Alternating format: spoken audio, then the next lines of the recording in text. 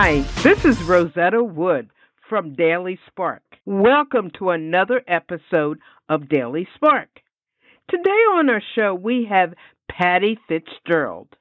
Pattie has been successfully teaching child predator safety awareness since 2001. She is the founder and creator of Safely Ever After Incorporated.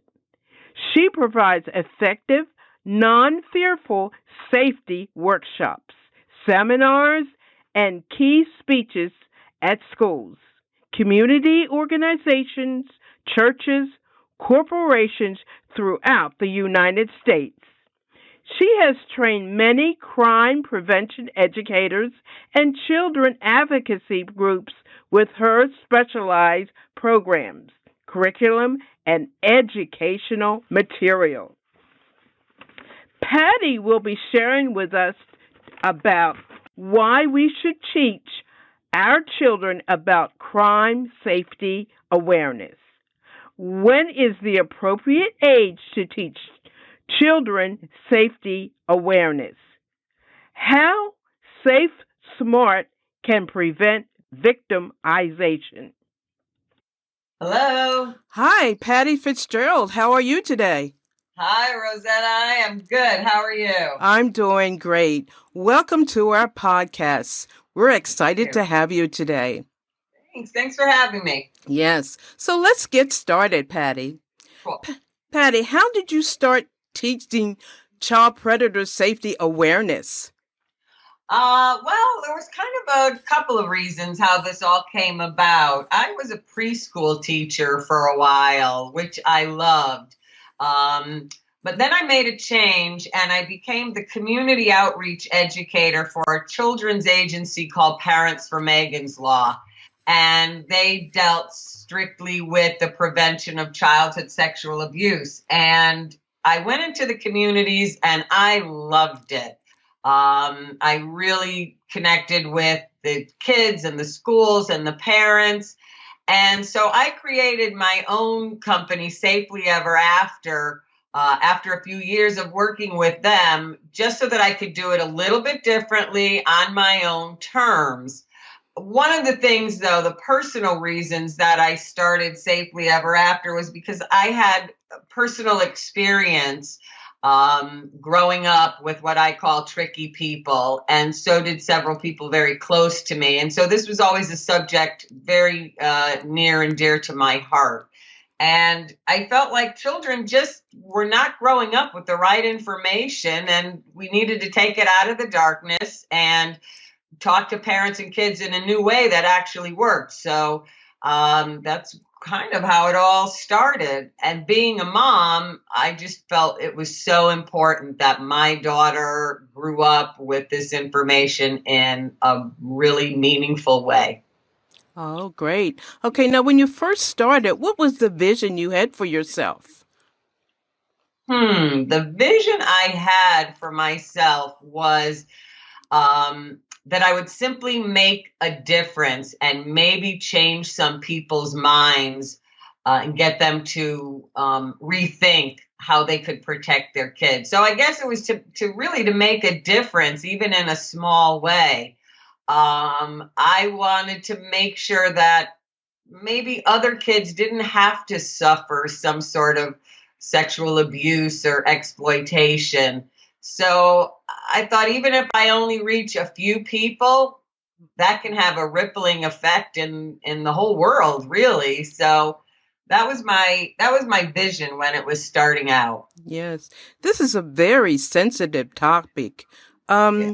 Now, when you do talk to your students, or I should say the children, or what age should a parent start with teaching their child about safety awareness? Yeah, this is a question I'm asked a lot. And my feeling is when a child is around 3 years old, you can start introducing some very basic concepts and language, what I call some very basic do's and don'ts or thumbs up and thumbs down rules. Mm-hmm. So you don't have to do it all at once. But for example, at 3 years old, we can start letting our children know they're the boss of their bodies and the boss of their private parts. We can teach them how to say, don't touch my private parts. And we can teach them my all-important check first rule, which basically means when you're going out into the park or even, at grandma's house, if someone wants you to take off with them, go there, go somewhere with them or do something, that to check first with your grown-up in charge, with your parent. And so these little tips and these little do's and don'ts can be implemented slowly into a dialogue with kids starting around 3, but you have to continue the dialogue as they grow up. So you start out baby steps and you just add as they developmentally mature. Okay, that's good to know. Okay. Now I have another question. Now, what does a parent, and I also should say grandparent, because a lot of the grandparents have custody of their children now, and also caregivers. What do they need to know about personal safety for children? And that you did mention tips, so maybe you can mention some of the safety tips. Absolutely, I'd be happy to. Well, the first tip is really more of a fact, and that's the fact that 90% of sexual abuse happens to children by someone they know, not by a stranger. And so we've got to stop teaching kids about stranger danger, because most of the time it's what I call Uncle Creepy or Cousin Yucky or, a next door neighbor, somebody who's really enmeshed into the family system. And so there are a lot of red flag warning signs of grooming tricks or charm tricks that parents and grandparents can look out for, such as someone who is more interested in the child than you are, someone who's too good to be true, someone who is always looking for alone time, which excludes the caregiver or the primary caregiver like grandma or a parent, who's looking to take your child somewhere alone and it's surrounded by a lot of flattery or some sort of helpfulness. For example, I use this example frequently in my workshops. Know when somebody is trying to pull the wool over your eyes. If my sister wants to take my daughter to the movies on a Saturday and says, Patty, I don't want you to come because I want to spoil my little niece today, that makes sense. But if her math tutor, who comes and tutors her every Tuesday for a year and a half, suddenly says, I want to take her to the movies on Saturday and we don't want you to come because she's my special student, that does not make sense.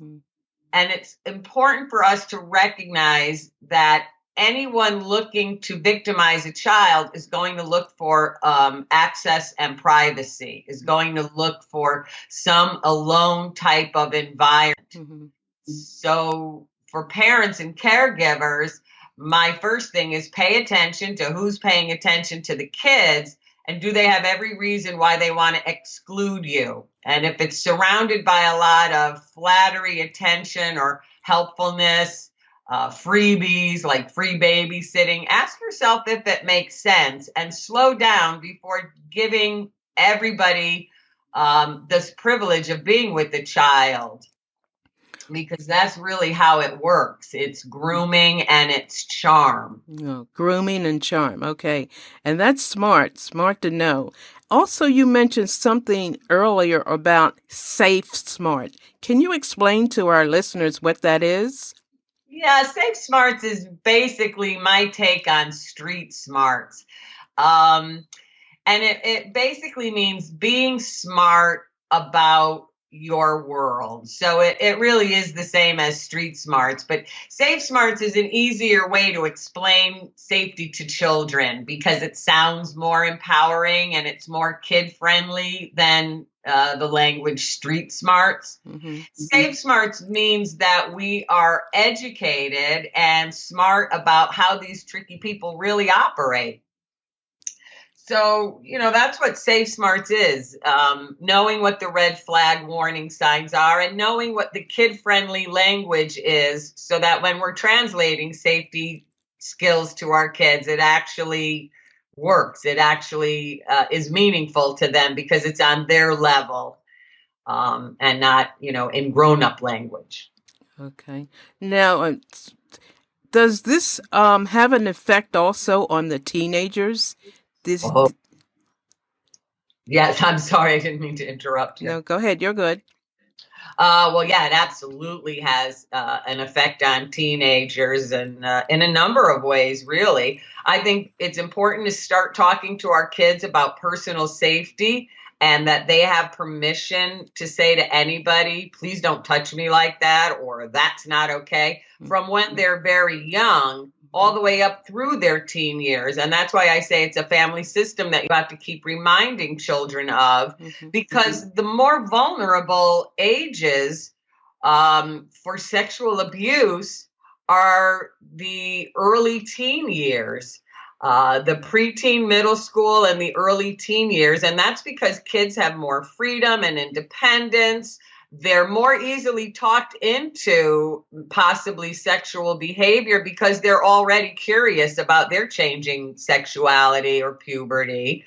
And so it is very important for teenagers to get this message, not only girls, but boys too, because sometimes we think it's just a girl problem. And teenage boys need to know that they have permission to say, knock it off to someone like a Coach Sandusky or, someone like that who is looking to be inappropriate with them. Wow. And teenagers, they're the concepts that I teach young children about owning their bodies and not having to be too polite if your instinct or feeling is telling you otherwise. Well, those concepts are the same for teenagers.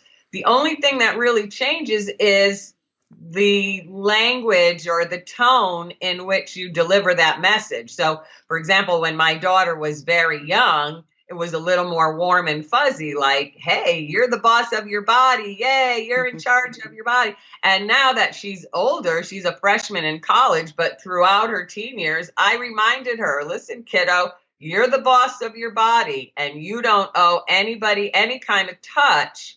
And there are certain touches that you certainly have permission to say, hey, knock it off, even if it's with somebody we know or usually like. And so that's kind of how the conversation evolved as my daughter grew up.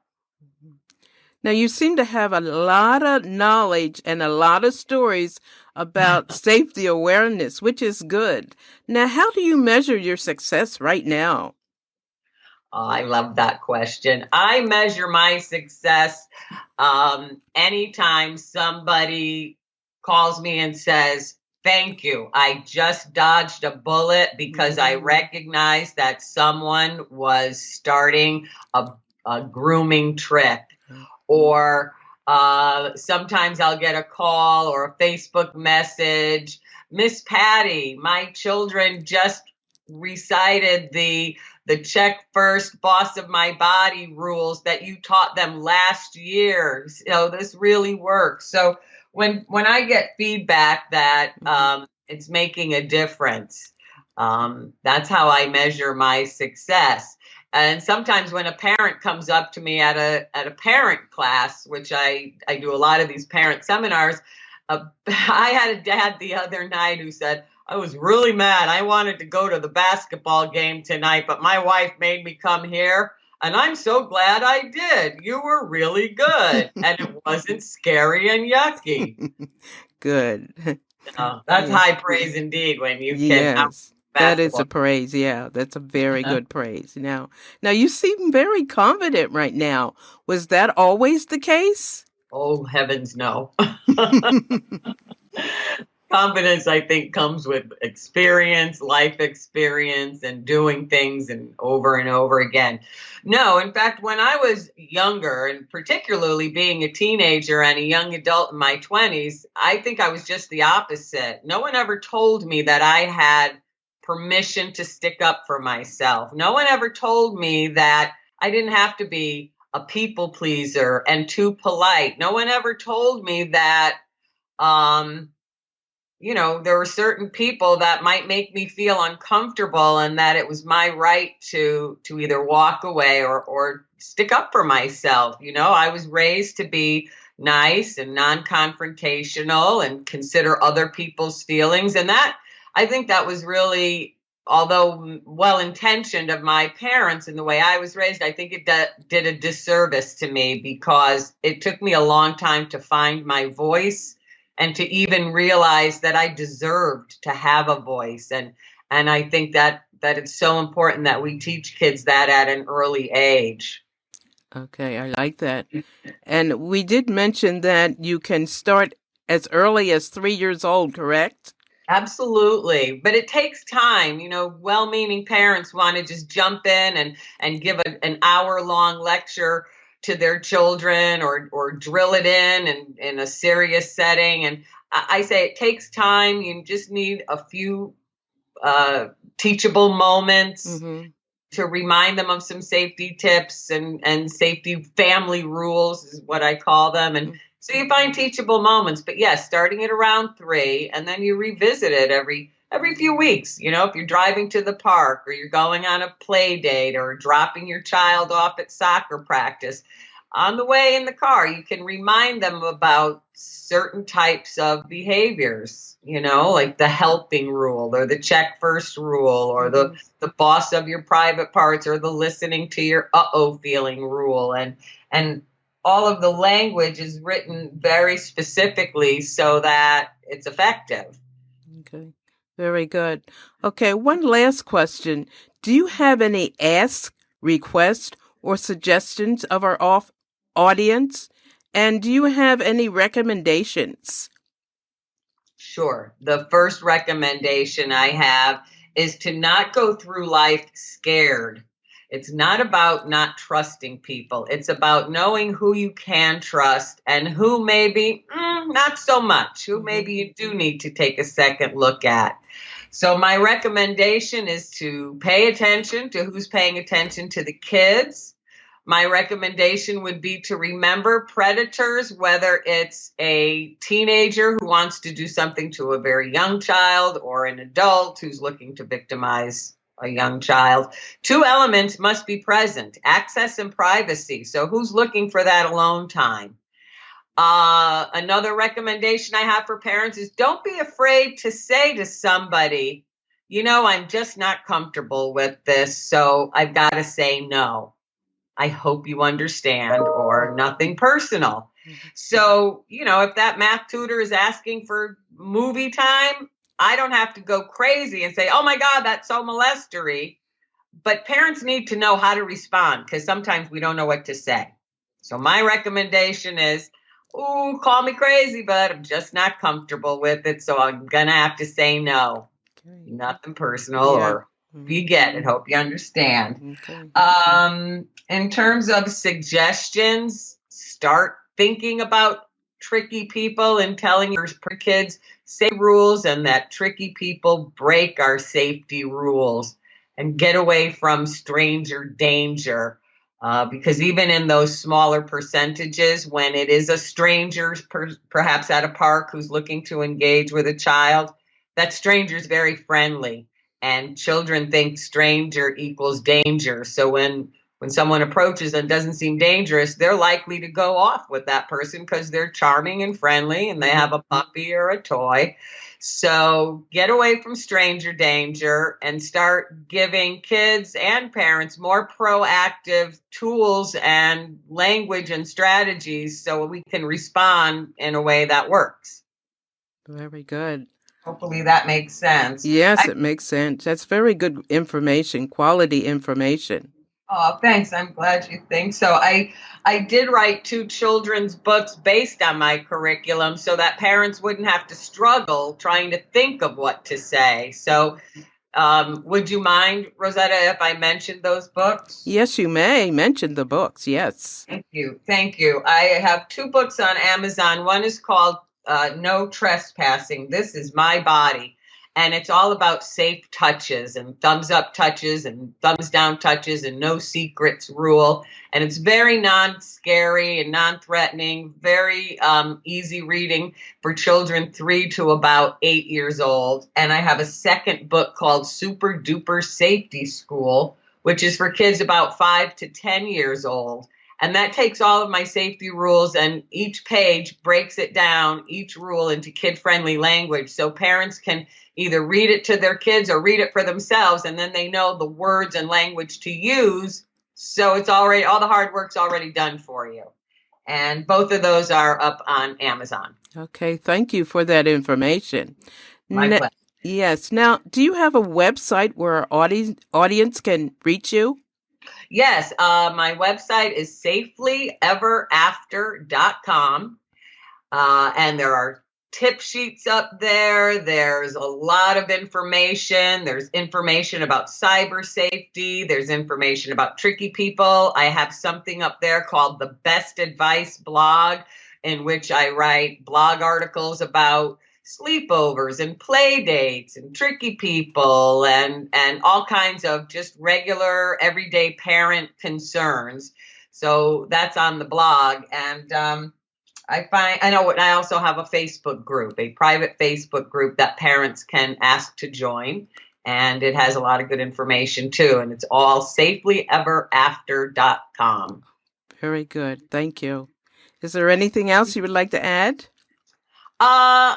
Well, I want to say thank you so much, Rosetta, because every time somebody asks for me to share this information, I'm really grateful. So I really appreciate your time having me on your show today. What I really want to say is, parents, this isn't rocket science. We can keep our kids safe. We are not powerless. We just have to know how and do it a little bit differently, perhaps, than the way maybe we were taught 20 or 30 years ago. But this is doable, and we can keep our kids safe. Yes, we can. We have to keep our kids safe, Pattie. Absolutely. It's our job, and they're counting on us. Yes. Now, this podcast wasn't just about how to protect our children, but more importantly, it was about how to teach our children to protect themselves. Would you agree, Pattie? Absolutely. I think you said it perfectly, Rosetta. I mean, our job really as parents and caretakers is to teach kids how to be in the world, because eventually they will be in the world without us, whether they're fifth graders or freshmen in college. And so, yes, this is about parenting in a lot of ways besides just private part safety. Okay. Thank you, Pattie, for this information. And our audience will be listening more with you at your website and most likely purchasing your books from Amazon. So thank you so much for the information. Have a good day. Thank you so much, Rosetta. Have a great day. Bye. Bye-bye now.